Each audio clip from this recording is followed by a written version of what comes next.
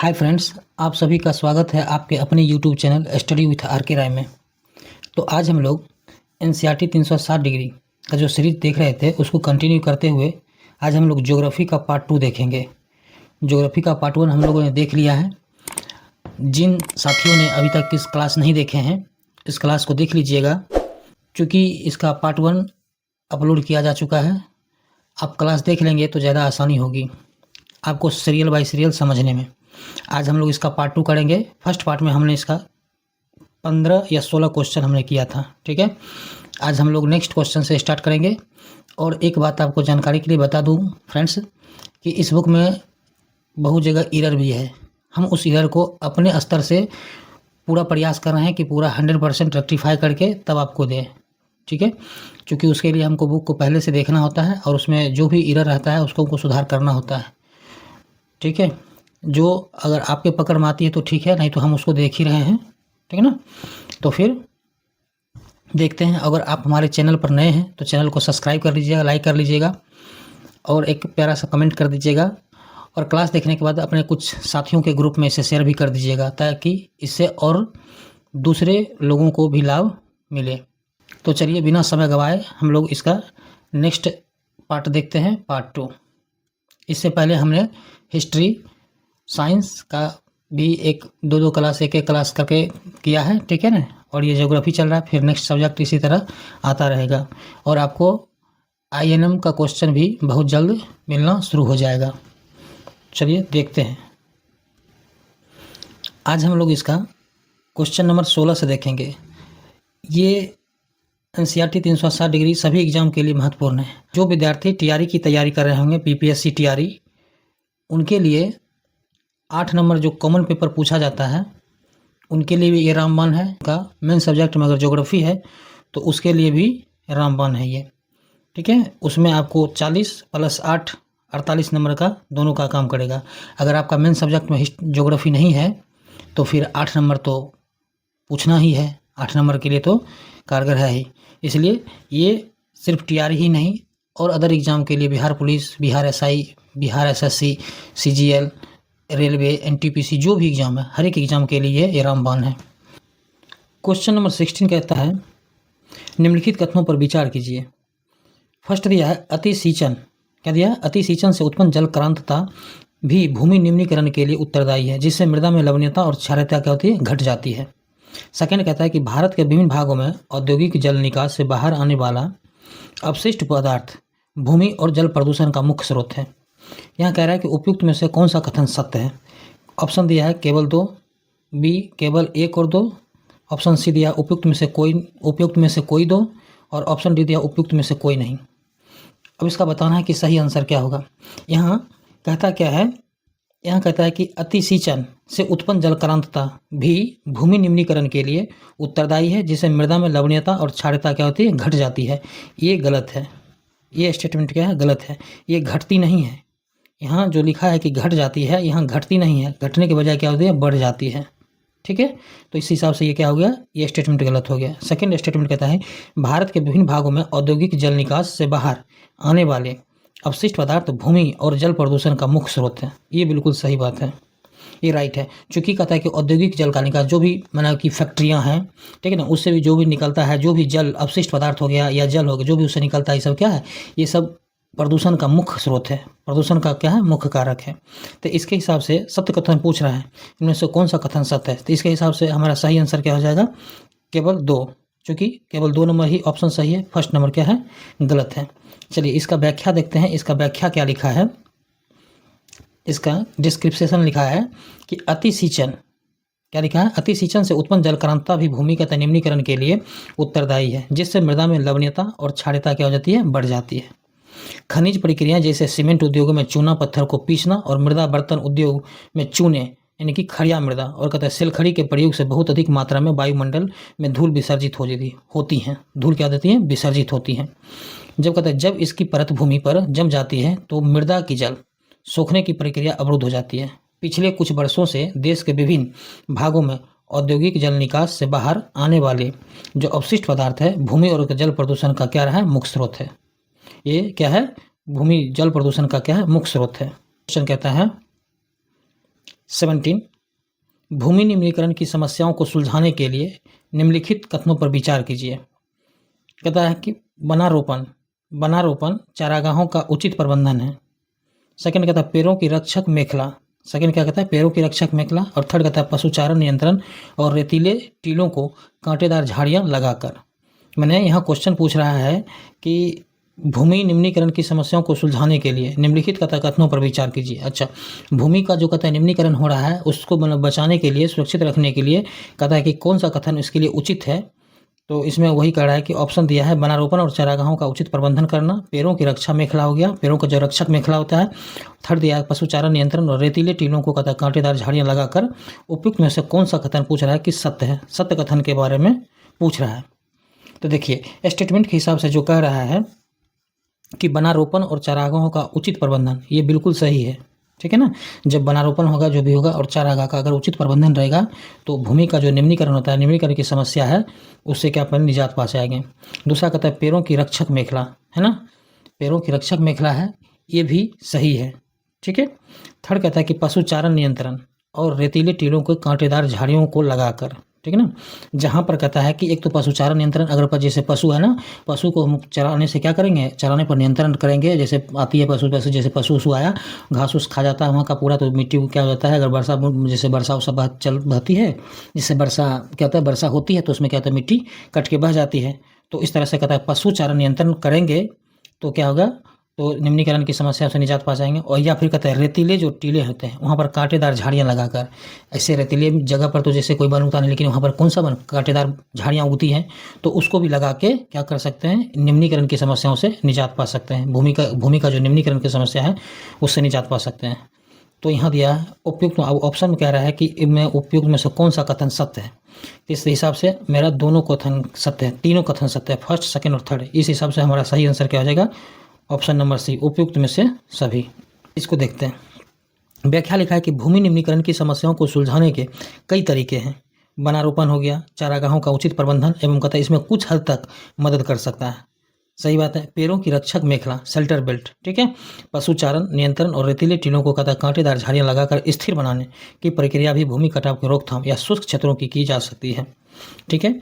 और कहता है कि बंजर भूमि की उचित प्रबंधन, खनन नियंत्रण, औद्योगिक जल को परिष्करण के पश्चात विसर्जित करके जल भूमि प्रदूषण को कम किया जा सकता है। बिल्कुल सही है। आइए नेक्स्ट क्वेश्चन देखते हैं क्या दिया है। नेक्स्ट क्वेश्चन दिया है क्वेश्चन नंबर 18। क्वेश्चन नंबर 18 क्या कहता है, 18 में कहता है कि जलोढ़ मृदा के बारे में पूरा कहता है, जलोढ़ मृदा के संदर्भ में निम्नलिखित कथनों पर विचार कीजिए। अब जलोढ़ मृदा के बारे में कह रहा है तो कह रहा है कि नंबर 1 में संपूर्ण उत्तरी मैदान जलोढ़ मृदा से बना हुआ है। सेकंड कह रहा है यह मृदाएं हिमालय की तीन नदी तंत्रों जैसे सिंधु, गंगा और गोदावरी नदियों द्वारा लाए गए निक्षेपों से बनी है। थर्ड कहता है कि पूर्वी तटीय मैदान विशेषकर महानदी, गोदावरी, कृष्णा और कावेरी नदियों के डेल्टे भी क्या होते हैं, लेटराइट मृदा से बने हैं। यहाँ कह रहा है कि उपयुक्त में से कौन सा कथन असत्य है। यहाँ असत्य कथन के बारे में पूछ रहा है। ऑप्शन दिया है केवल 2 और 3, केवल 1 और 2, केवल 1 और 2, सी दिया है उपयुक्त में से सभी, और डी दिया है उपयुक्त में से कोई नहीं।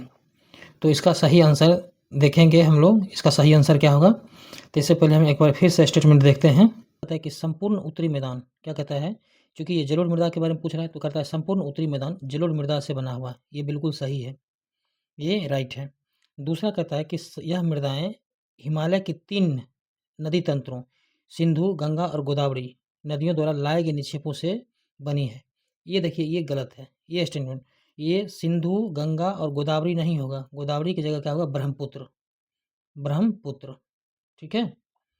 यहाँ क्या होगा, यह मृदाएं हिमालय की 3 नदी तंत्रों सिंधु, गंगा और क्या होगा, ब्रह्मपुत्र नदियों के द्वारा लाए गए निक्षेपों से बनी है। ठीक है, ब्रह्मपुत्र नदियाँ होगी, ना कि गोदावरी होगी।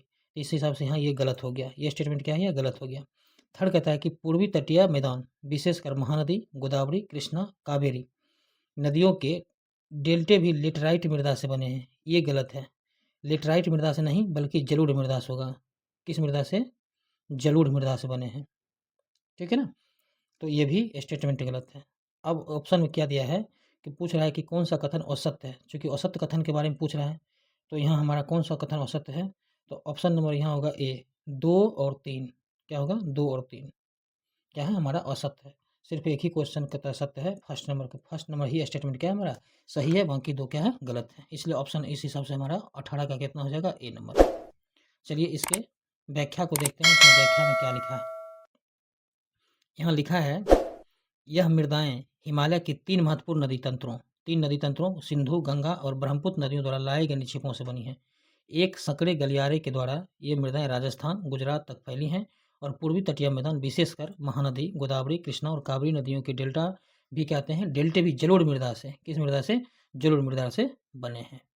क्वेश्चन नंबर 19 क्या दिया है, ये दिया उत्तरी मैदान में नदी के मुहाने से घाटी में ऊपर जाने की ओर, कहता है कि क्या दिया है, उत्तरी मैदान में नदी के मुहाने से घाटी में ऊपर की ओर जाते हैं तो मृदा का आकार डैश चला जाता है। तो मृदा का आकार क्या जाता है, घटता जाता है, बढ़ता जाता है, एक समान होता है, उपयुक्त में से कोई नहीं। तो इसका सही आंसर क्या होगा, इसका सही आंसर होगा बढ़ता चला जाता है। क्या होगा, बढ़ता जाता है। जब उत्तरी मैदान में नदी के मुहाने से घाटियों में कहता है ऊपर की ओर जाते हैं तो मृदा का आकार क्या हो जाता है, बढ़ता जाता है। तो ऑप्शन नंबर क्या होगा, 20 का सही आंसर होगा। इसके देखिए, इसकी व्याख्या में क्या लिखा है, इसके व्याख्या में लिखा है कि जलोढ़ मृदा में रेत, सिल्ट, मृत्तिका के विभिन्न अनुपात पाए जाते हैं। किसमें, जलोढ़ मृदा में। लिखा है, जैसे हम नदी के मुहाने से घाटी में ऊपर की ओर जाते हैं तो मृदा के कणों का आकार क्या होता है, बढ़ता चला जाता है और नदी घाटी के ऊपरी भाग में जैसे ढाल भंग के समीप मोटे और कतरकण वाली मृदाएं पाई जाती है। ठीक है। क्वेश्चन नंबर 20 दिया है कि पर्वतों की तलहटी पर बने मैदान जैसे द्वार, चों क्षेत्र, क्या बोलते हैं इसको, चों क्षेत्र और तराई में पाई जाने वाली मृदा डैश होती है। क्या होती है, ऑप्शन दिया है, काली मृदा होती है, लाल मृदा होती है, लेटराइट मृदा होती है और जलोढ़ मृदा होती है। तो इसका सही आंसर होगा जलोढ़ मृदा। कौन सी मृदा, जलोढ़ मृदा। क्योंकि जब आप एनसीईआरटी में पढ़ेंगे तो वहाँ आप पढ़ेंगे इस लाइन को कि पर्वतों की जो तलहटी पर बने मैदान जैसे द्वार होता है, चों, ठीक है, क्षेत्र, तराई में पाई जाने वाली जो मृदा होती है क्या, किस मृदा की होती है, जलोढ़ मृदा की होती है, जलोढ़ मृदा की बनी होती है। आइए इसका व्याख्या देखते हैं, व्याख्या क्या लिखा है। इसके जलोढ़ मृदा में रेत, सिल्ट, मृत्तिकाएं के विभिन्न अनुपात पाए जाते हैं। नदी घाटी के ऊपरी भाग जैसे कहता है कि ढाल भंग के समीप मोटे कण वाली मृदाएं पाई जाती हैं और ऐसी मृदाएं पर्वतों की तलहटी पर कहता है बने मैदानों जैसे द्वार, चों क्षेत्र और तराई में आमतौर पर पाई जाती हैं। क्वेश्चन नंबर 21, जलोढ़ मृदा के संदर्भ में निम्नलिखित कथनों पर विचार कीजिए। जलोढ़ मृदा के संदर्भ में पूछ रहा है कि क्या स्टेटमेंट है, स्टेटमेंट के हिसाब से दिया, उसमें पूछ रहा है कि क्या कहता है इसमें। तो इसमें कहता है कि फर्स्ट स्टेटमेंट दिया है, आयु के आधार पर जलोढ़ मृदा 3 प्रकार की होती है। सेकंड कह रहा है कि बांगर मृदा में कंकर ग्रंथियों की मात्रा ज़्यादा होती है और थर्ड कहता है खादर मृदा में ज़्यादा मोटा कण पाए जाते हैं। यहाँ पूछ रहा है कि उपयुक्त में से कौन सा कथन सत्य है, सत्य कथन के बारे में पूछ रहा है। ऑप्शन दिया है केवल 2 और 3। ऑप्शन फर्स्ट कहता है केवल 2 और 3। ऑप्शन सेकंड दिया केवल 1 और 2। थर्ड दिया उपयुक्त में से कोई एक और उपयुक्त में से कोई नहीं। अब बताना है कि इसका सही आंसर क्या होगा। इसका सही आंसर होगा, देखिए जरूर में स्टेटमेंट में क्या दिया है कि स्टेटमेंट कहता है कि आयु के आधार पर जलोढ़ मृदा 3 प्रकार की होती है। ये गलत लिखा है, यहाँ 3 प्रकार की नहीं होती है बल्कि 2 प्रकार की होती है। 2 प्रकार की कौन कौन होती है, एक तो हो गया आपको बांगर मृदा, दूसरा होता है खादर मृदा, यानी कि उसको बोलते हैं पुराना जलोढ़। जो पुराना जलोढ़ होता है उसको बांगर बोलते हैं, क्या बोलेंगे, बांगर। और दूसरा जो नया जलोढ़ होता है उसको खादर बोलेंगे, क्या बोलेंगे, खादर। तो इस हिसाब से आयु के आधार पर कितने प्रकार की, 2 प्रकार की। यहाँ क्या लिखा है, 3 प्रकार की। इस हिसाब से ये स्टेटमेंट क्या हो गया, गलत हो गया। सेकंड कहता है कि बांगर मृदा में कंकर ग्रंथियों की मात्रा ज़्यादा होती है, ये सही है। बांगर मृदा में कंकर ग्रंथियों की मात्रा क्या होती है, ज़्यादा होती है, ये सही है। थर्ड कहता है खादर मृदा में ज़्यादा मोटा कण पाए जाते हैं, ये भी गलत है। खादर मृदा में जो मोटा कण होता है, मोटा कण नहीं बल्कि महीन कण पाए जाते हैं। क्या पाए जाते हैं, महीन कण पाए जाते हैं। इसलिए ये क्वेश्चन भी, ये स्टेटमेंट में क्या है, गलत है। तो अब यहाँ ऑप्शन दिया कि उपयुक्त में से कौन सा कथन सत्य है। सत्य कथन के बारे में पूछ रहा है, तो यहाँ हमारा सत्य कथन क्या हो जाएगा, सिर्फ एक ही सत्य कथन है, क्वेश्चन सेकेंड नंबर, ठीक है। तो यहाँ उसका ऑप्शन उसके हिसाब से कौन होगा, उपयुक्त में से कोई एक, सी नंबर इसका सही आंसर होगा। क्या होगा, सी, ऑप्शन नंबर सी होगा। आइए अब इसकी व्याख्या को देखते हैं कि व्याख्या क्या कहता है। अब इसके व्याख्या में दिया है, कणों के आकार या घटकों के अलावा मृदाओं की पहचान उनकी आयु से भी होती है। आयु के आधार पर जलोढ़ मृदाएं 2 प्रकार की है, पुरानी जड़ है ना, पुराना जलोढ़ जिसको बांगर कहते हैं, और नया जलोढ़ जिसको खादर बोलते हैं। बांगर मृदा में कंकर ग्रंथियों की मात्रा क्या होती है, ज़्यादा होती है, और खादर मृदा में बांगर मृदा की तुलना में ज़्यादा महीन कण पाए जाते हैं, है ना, ज़्यादा महीन कण पाए जाते हैं। क्वेश्चन नंबर 22 दिया है। 22 क्या कहता है, कहता है कि जलोढ़ मृदा के बारे में निम्नलिखित कथन में से कौन सा कथन गलत है। जलोढ़ मृदा के बारे में पूछ रहा है, कौन सा कथन कहता है गलत है, क्योंकि यहाँ गलत के बारे में पूछ रहे हैं। तो जलोढ़ मृदा बहुत कम उपजाऊ होती है, फर्स्ट दिया। सेकंड स्टेटमेंट दिया, अधिकतर जलोढ़ मृदा पोटास, फास्फोरस और चूना युक्त नहीं होते हैं।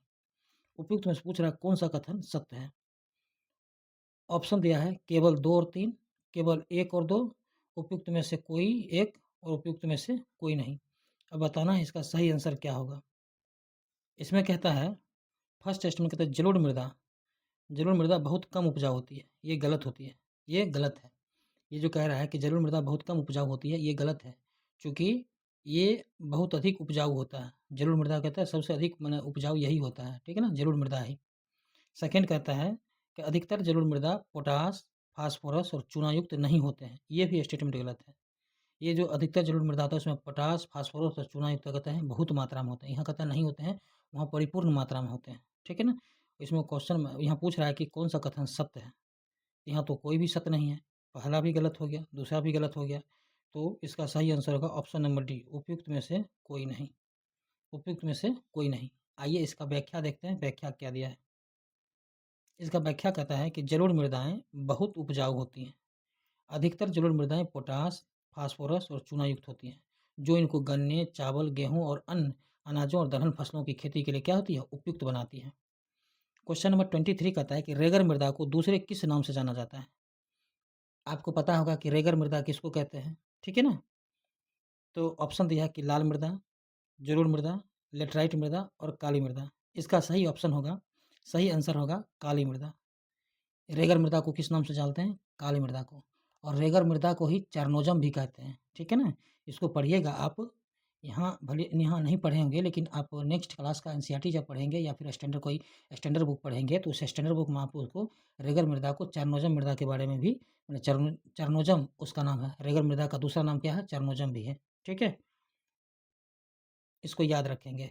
इन मृदाओं का रंग क्या होता है, काला है, और इन्हें रेगर मृदाएं भी कहा जाता है।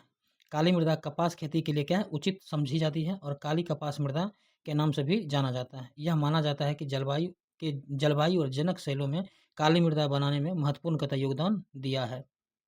नेक्स्ट क्वेश्चन कहता है, काली मृदा किस फसल के लिए उपयुक्त है। काली मृदा किस फसल के लिए उपयुक्त है, तो गन्ना, कपास, चावल और गेहूं की किसके लिए उपयुक्त है। इसका सही आंसर होगा कपास की खेती के लिए। किसकी खेती के लिए, कपास की खेती के लिए। अब देखिए इसमें क्या लिखा है कि इन मृदाओं का रंग क्या होता है, काला होता है। जो काली मृदा होता है उसका का रंग कैसा होता है, काला होता है, और इन्हें रेगर मृदाएं भी कहा जाता है। काली मृदा कपास की खेती के लिए उचित समझी जाती है, और काली कपास मृदा के नाम से भी जानी जाती है। यानी कि कपास की खेती होने के कारण इसे किस नाम से भी जानते हैं, काली कपास मृदा भी कहा जाता है। यह माना जाता है कि जलवायु और जनक शैलों ने काली मृदा के बनाने में महत्वपूर्ण योगदान दिया है। इस प्रकार की मृदाएं दक्कन पठार यानी बेसाल्ट के क्षेत्र उत्तर पश्चिमी भागों में पाई जाती है। लावाचक क्या दिया है, लावा लावाजनक शैलों से बनी, लावा क्या है, शैलों से बनी है। ये मृदाएं महाराष्ट्र, सौराष्ट्र, मालवा, मध्य प्रदेश और छत्तीसगढ़ के पठार पर पाई जाती है, ठीक है। नेक्स्ट क्वेश्चन कहता है कि भारत में मृदा कितने प्रकार के पाए जाते हैं। 25 कहता है भारत में मृदा जो है कितने प्रकार के पाए जाते हैं। ऑप्शन दिया है, ऑप्शन दिया है 6, 7, 8, 9। इसका राइट आंसर क्या होगा, इसका राइट आंसर होगा 8। भारत में कितने प्रकार की मृदा पाई जाती है, 8 प्रकार की। अब 8 प्रकार की मृदाएं कौन कौन पाई जाती हैं, कौन कौन मृदा पाई जाती है। एक तो जलोढ़ मृदा पाई जाती है, जलोढ़ मृदा। उसके बाद पाई जाती है काली मृदा, ठीक है, काली मृदा के बाद पाई जाती है लाल और पीली मृदा। क्या पाई जाती है, लाल और कतई की पीली मृदा पाई जाती है। और उसके बाद जाके लेटराइट मृदा भी पाई जाती है, ठीक है। लेटराइट मृदा के बाद आपका हो जाता है मरुस्थली मृदा। कौन सा मृदा, मरुस्थली मृदा हो जाता है। मरुस्थली के बाद क्या हो जाएगा, मरुस्थली के बाद आ जाएगा वन मृदा। कौन सी मृदा, वन मृदा हो जाएगी। टोटल कितने प्रकार की, 8 प्रकार की मृदाएं पाई जाती हैं। चलिए इसके व्याख्या में देखते हैं, इसके व्याख्या में क्या लिखा है। इसका व्याख्या लिखा है, देखिए यहाँ पर तो मैप दिया है, ठीक है ना, लेकिन भारत में टोटल कितने प्रकार की, 8 प्रकार की मृदाएं पाई जाती हैं। टोटल 8 प्रकार की मृदाएं पाई जाती हैं। ये आपको मैप में देखिए, यहाँ मैप में दिखाया गया है, ठीक है ना। मैप आपको पूरा पूरा दिख नहीं रहा होगा, क्योंकि यहाँ देखिए थोड़ा सा ये ब्लर दिख रहा है, ठीक है ना, इसलिए आपको साफ साफ पता नहीं चल रहा होगा यहाँ कौन कौन से मृदा का चर्चा किया है। नेक्स्ट क्वेश्चन कहता है कि काली मृदा के संदर्भ में निम्नलिखित कथनों पर विचार कीजिए।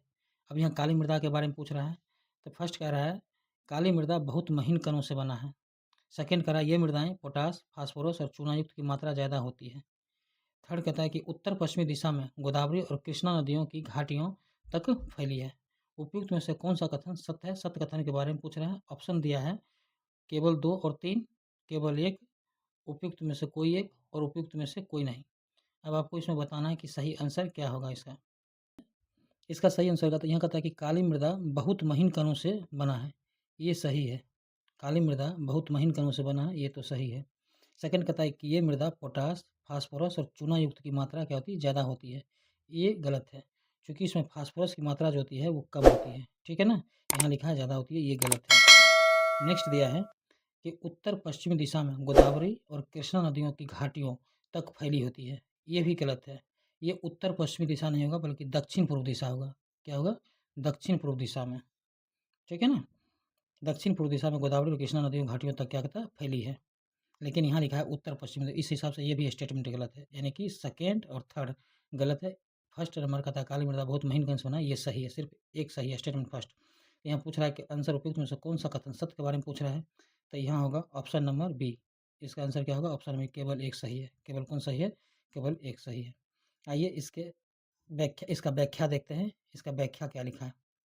इसका व्याख्या कहता है कि दक्षिण पूर्वी दिशा में गोदावरी और कृष्णा नदियों की घाटियों तक फैली है।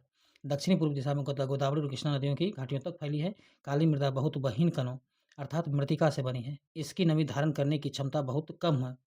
अच्छा, बहुत अधिक है, सॉरी, बहुत अधिक होती है। इसकी जो नमी धारण करने की क्षमता होती है काली मृदा की, वो बहुत अधिक होती है। इसके अलावा ये मृदा क्या होती है? कैल्शियम कार्बोनेट, मैग्नीशियम, पोटास और चूने जैसे पौष्टिक तत्वों से परिपूर्ण होती है, ठीक है। परंतु इनमें फास्फोरस की मात्रा क्या होती है? कम होती है।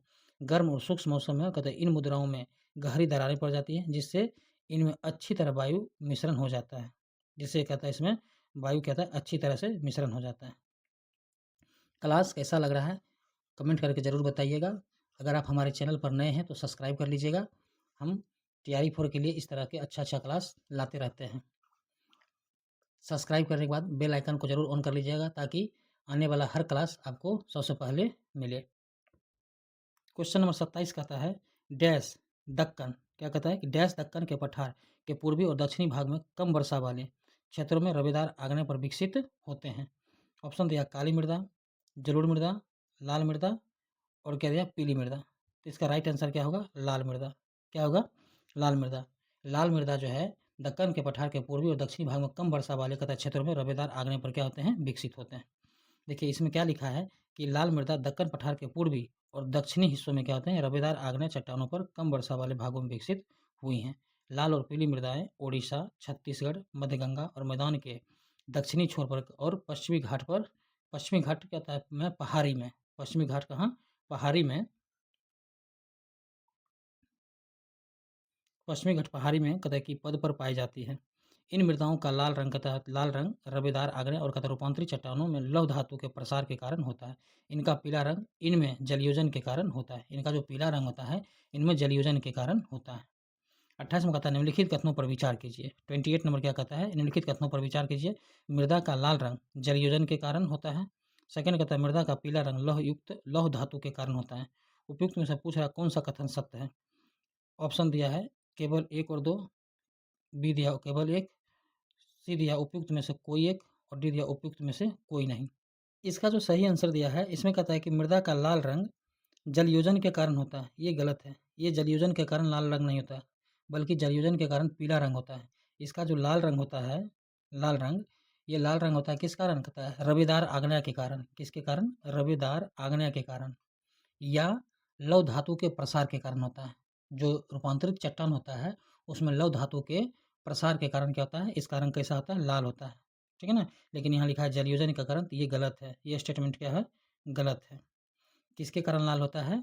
तो रवेदार आग्नेय चट्टान, रवेदार आग्नेय के कारण किसके कारण? रवेदार आग्नेय के कारण और लौह धातु के प्रसार के कारण। किसके कारण? लौह धातु के प्रसार के कारण इसका रंग क्या होता है? लाल होता है। सेकंड कहता है कि सेकंड वाला में स्टेटमेंट कहता है कि मृदा का पीला रंग लौह धातु के कारण होता है। मृदा का जो पीला रंग होता है लौह धातु के कारण होता है, ये भी गलत है। मृदा का जो पीला रंग होता है वो जलयोजन के कारण होता है। किसके कारण होता है? जलयोजन के कारण। इस हिसाब से ये भी स्टेटमेंट गलत है। और यहाँ पूछ रहा है कि सत्य कथन के बारे में, तो इसमें सही आंसर हमारा क्या होगा? उपयुक्त में से कोई नहीं, क्योंकि कोई भी सही नहीं है। ठीक है, तो हमारा ऑप्शन नंबर क्या हो जाएगा? डी हो जाएगा। चलिए इसका व्याख्या देखते हैं कि व्याख्या क्या दिया है। इसका व्याख्या लिखा है कि लाल मृदा दक्कन पठार के पूर्वी और दक्षिणी हिस्सों में रवेदार आग्नेय चट्टानों पर कतः कम वर्षा वाले भागों में विकसित हुई हैं। लाल और कतः पीली मृदाएं ओडिशा, छत्तीसगढ़, मध्य गंगा मैदान में दक्षिणी छोर पर और पश्चिमी घाट में पहाड़ी पद पर पाई जाती हैं। इन मृदाओं का लाल रंग रवेदार आग्नेय और रूपांतरित चट्टानों में लौह धातु के प्रसार के कारण होता है। इनका पीला रंग इनमें जलयोजन के कारण होता है ना। क्वेश्चन नंबर देखिए 29 क्या दिया है? निम्नलिखित कथनों पर बोलता है विचार कीजिए। लेटराइट शब्द ग्रीक भाषा के शब्द लेटर से लिया गया है। सेकंड कहता है लेटराइट मृदा का निर्माण उष्ण कटिबंधीय जलवायु से हुआ है। उपयुक्त में से पूछ रहा है कौन सा कथन सही है। कहता है यहाँ कह रहा है कि सत्य कथन के बारे में पूछ रहा है।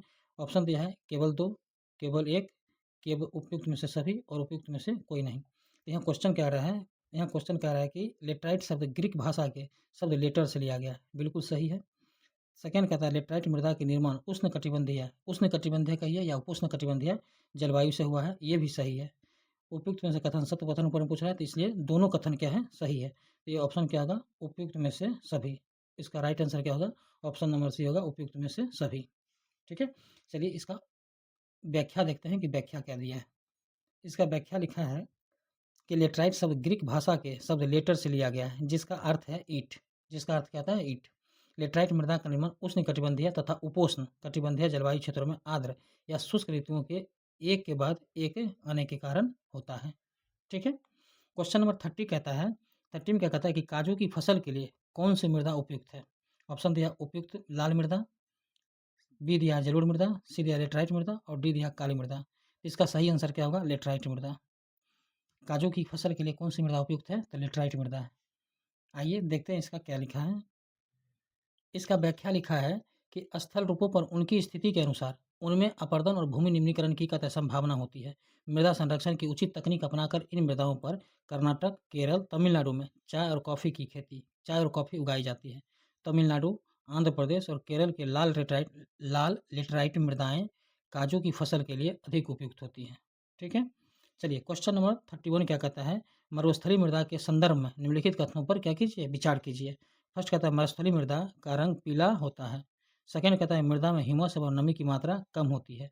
थर्ड कहता है मृदा की सतह के नीचे कैल्शियम की मटर घटती चली जाती है। देखिए यहाँ ये गलत लिखा है, ठीक है ना। मटर लिखा है, मटर नहीं होगा बल्कि मात्रा होगा। मटर की जगह क्या होगा? मात्रा। मतलब कि यहाँ लिखा है मृदा की सतह के नीचे कैल्शियम की मात्रा घटती चली जाती है। ठीक है ना, ये मटर जो लिखा है इस जगह पर गलत है। चलिए इसको क्लीन करके आपको दिखाते हैं। ठीक है ना, यहाँ जो मटर लिखा है ये मटर गलत लिखा है। यहाँ मटर की जगह क्या होगी? मात्रा होगा। क्या होगा? मटर की जगह मात्रा होगा। तो इसमें पूछ रहा है कि औसत कथन के बारे में, कौन सा कथन औसत है। तो औसत कथन को देखने के लिए इसमें हम लोग देखेंगे फर्स्ट में क्या कहता है कि मरुस्थलीय मृदा का रंग पीला होता है। मरुस्थलीय मृदा का रंग पीला होता है, ये स्टेटमेंट गलत है। चूँकि मरुस्थलीय का रंग, मृदा का जो रंग होता है वो पीला नहीं होता है, बल्कि इसका रंग कैसा होता है? लाल और भूरा होता है। लाल और क्या होता है? भूरा। ठीक है, लाल और भूरा होता है। तो इस हिसाब से ये स्टेटमेंट क्या हो गया? गलत हो गया। सेकंड में क्या कहता है? मृदा में ह्यूमस और नमी की मात्रा कम होती है, ये सही है। मृदा में जो मरुस्थलीय मृदा होती है इसमें ह्यूमस और नमी की मात्रा क्या होती है? कम होती है, ये सही है।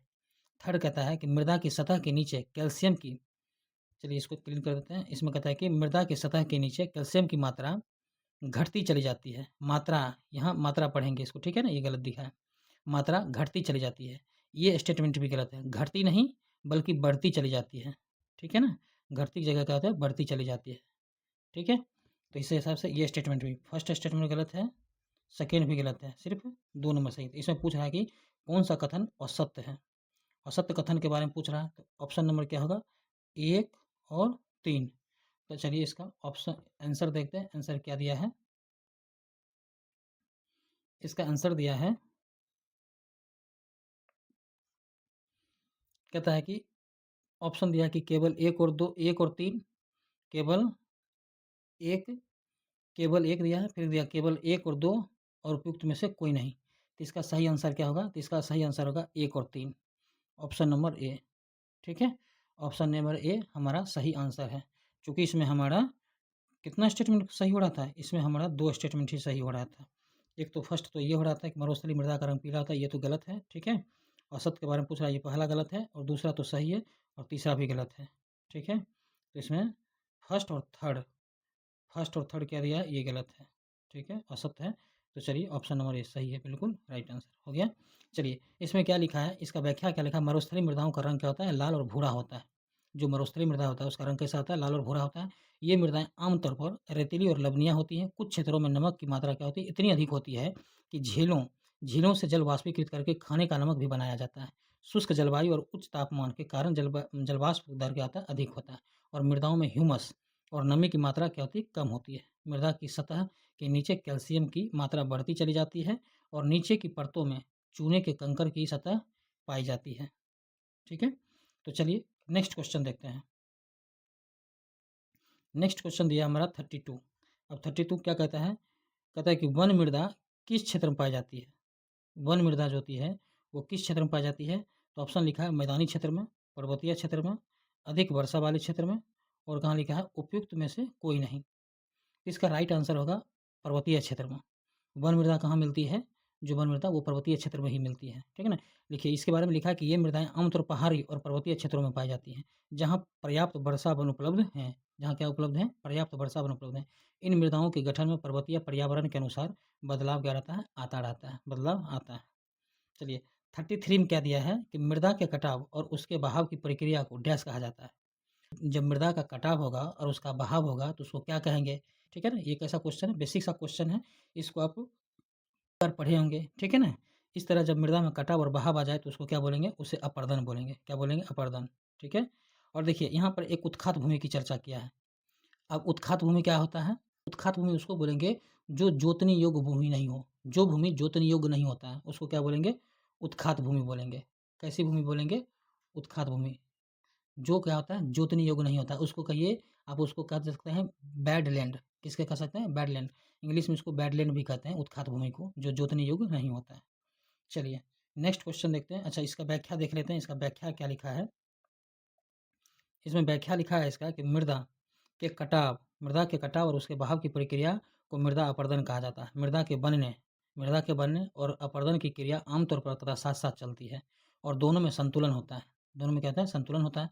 परंतु मानवीय क्रियाओं जैसे वनोन्मूलन हो गया, अति पशुचारण हो गया, निर्माण और कतः खनन इत्यादि कई बार कतः यहाँ संतुलन क्या करता है? भंग हो जाता है। तथा प्राकृतिक तत्व जैसे पवन हो गया, हिमनदी हो गया और जल मृदा क्या होता है? अपर्दन करते हैं, ठीक है? चलिए क्वेश्चन नंबर 34 क्या दिया है कि जो भूमि जोतने योग्य नहीं रहती है उसे अभी बताए हैं। हाँ, बताइए इसका आंसर क्या होगा? इसका आंसर क्या होगा? उत्खात भूमि। इसको क्या बोलेंगे? बैडलैंड, ठीक है ना? इसका आंसर क्या होगा? 34 नंबर का ऑप्शन नंबर ए होगा उत्खात भूमि। चलिए इसके बारे में देख लेते हैं कि क्या लिखा है एक बार। इसका लिखा है कि मृदा के बनने और अपरदन की क्रियाएं आमतौर पर साथ साथ चलती है और दोनों में संतुलन होता है, परंतु मानवीय क्रियाओं जैसे वनोन्मूलन, अति पशुचारण, निर्माण और खनन इत्यादि से कई बार यह संतुलन भंग हो जाता है तथा प्राकृतिक तत्व जैसे पवन, हिमनदी और जल मृदा अपरदन करते हैं। बहता जल मृतिका युक्त मृदाओं को काटते हुए गहरी वाहिकाएं बनाता है जिन्हें अवनालिकाएं कहते हैं और ऐसी भूमि जोतने योग्य नहीं रहती है। इसे उत्खात भूमि कहते हैं, यानी कि बैडलैंड कहते हैं। क्या बोलते हैं? बैडलैंड कहते हैं। क्वेश्चन नंबर 35 दिया है, खड भारत के किस नदी घाटी में पाए जाते हैं? खड कहता है, खड भारत के किस नदी घाटी में पाए जाते हैं? तो ऑप्शन दिया है यहाँ कावेरी, कृष्णा, बगई और चंबल। तो इसका सही आंसर क्या होगा? खड कहाँ पाया जाता है? खड पाया जाता है चंबल में। कहाँ पाया जाता है? चंबल में। आइए इसका व्याख्या देखते हैं। इसका व्याख्या क्या दिया है? इसका व्याख्या दिया है कि चंबल बेसिन में ऐसी भूमि को खड भूमि कहा जाता है। क्या कहता है? चंबल बेसिन में ऐसी भूमि को खड कहा जाता है। कई बार जल विस्तृत क्षेत्र को ढके हुए ढाल के साथ नीचे की ओर बहाता है और ऐसी स्थिति में इस क्षेत्र की ऊपरी मृदा घुलकर जल के साथ बह जाती है। इसे चादर अपर्दन या सीट है ना, देखिए सीट इरोजन क्या बोलते हैं? इसको सीट इरोजन कहा जाता है। चादर अपर्दन यानी कि सीट इरोजन कहा जाता है।